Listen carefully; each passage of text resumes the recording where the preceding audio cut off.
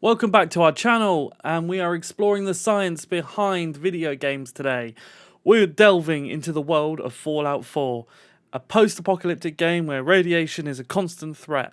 But how does radiation work in this game, and what can we learn about the real-life science? In Fallout 4, radiation is represented by a meter that increases as you enter areas with high levels of radiation. The higher the meter goes, the more radiation you're being exposed to.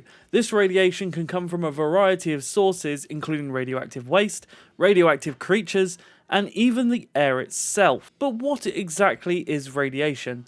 In real life, radiation is the emission of energy as electromagnetic waves or as moving subatomic particles, especially high energy particles that cause ionization.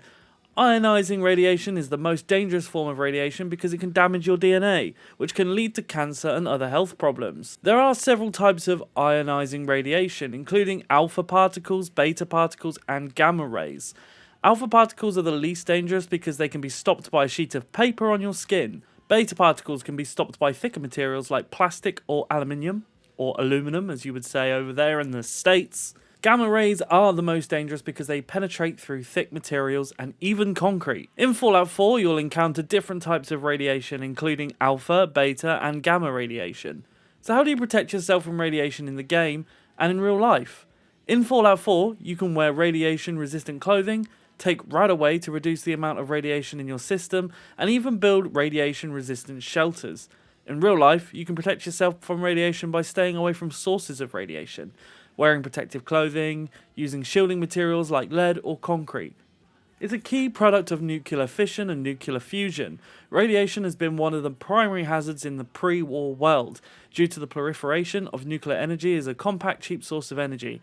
Ionizing radiation of various types was also used in a variety of medical, scientific, and military applications, and its widespread use led to the development of a variety of countermeasures to protect humans from harm in the game, of course, such as Rad-X or Radaway, brand anti-radiation medicine.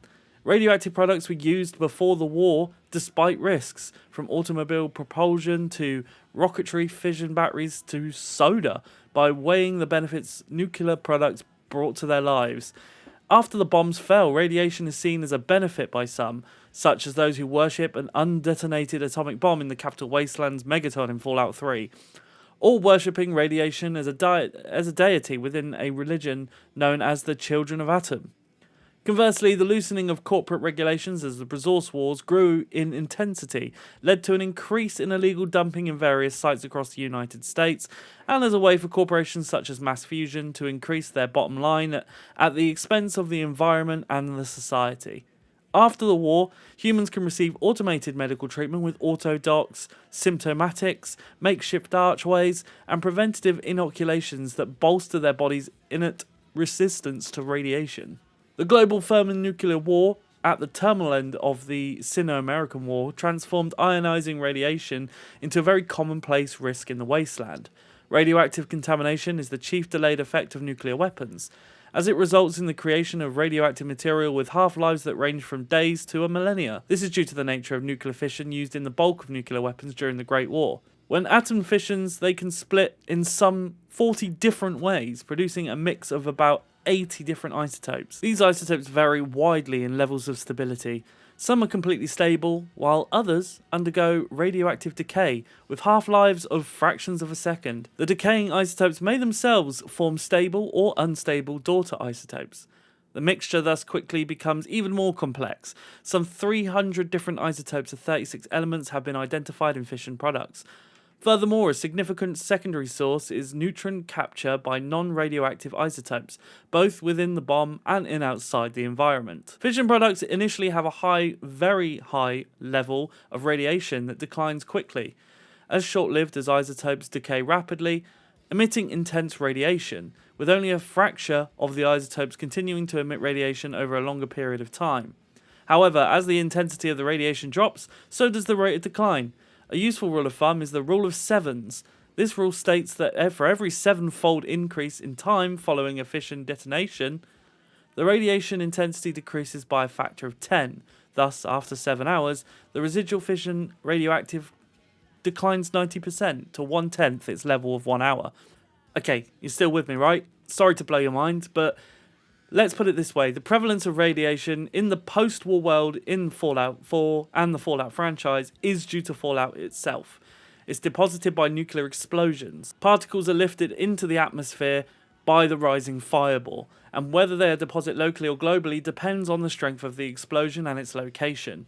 At yields of less than 100 kilotons, the fireball does not reach above the troposphere and remains within precipitation region. As such, nuclear fallout is usually deposited completely within months at the most. Explosions in the megaton range, however, cause the fireball to reach the stratosphere, and thus elevated fallout is carried globally and will continue to be deposited for months or even years. Although most of the short-lived isotopes will decay by then, such long-lived fallout will remain dangerous for a long time. Furthermore, the closer an explosion happens to the ground, the greater the amount of fallout generated. Nuclear weapons that explode close to the ground bursts, will typically elevate a large amount of dirt and other debris into the atmosphere, as soil is not vaporized but aerosoled by the explosion. These heavy particles matter tends to deposit within minutes or days, with downwind contamination spreading it across hundreds or even thousands of kilometers, depending on weather patterns.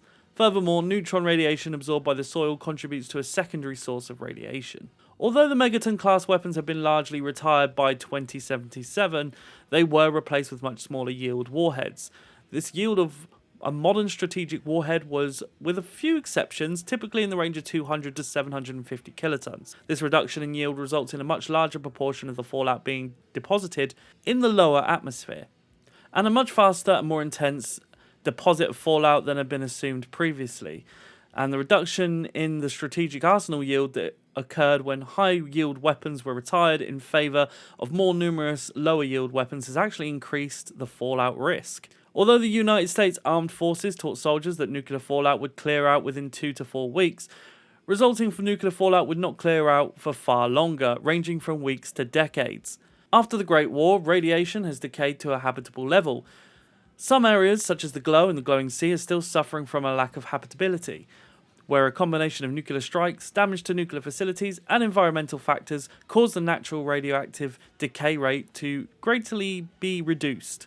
Such secondary cascade radiation has proven to be especially dangerous at the former West Tech Research Facility, which was known to overwhelm and kill anyone without the proper precautions. The entire region surrounding the Glow was contaminated, as discovered by a hub trader who explored the region in 2158 only to perish. A rad is a unit of measurement used to measure the level of radiation in an area. When Vault-Tec created their vaults, they equipped them with sensors that could detect radiation levels. This measurement is reported to the residents over the PAS, the Public Announcement System.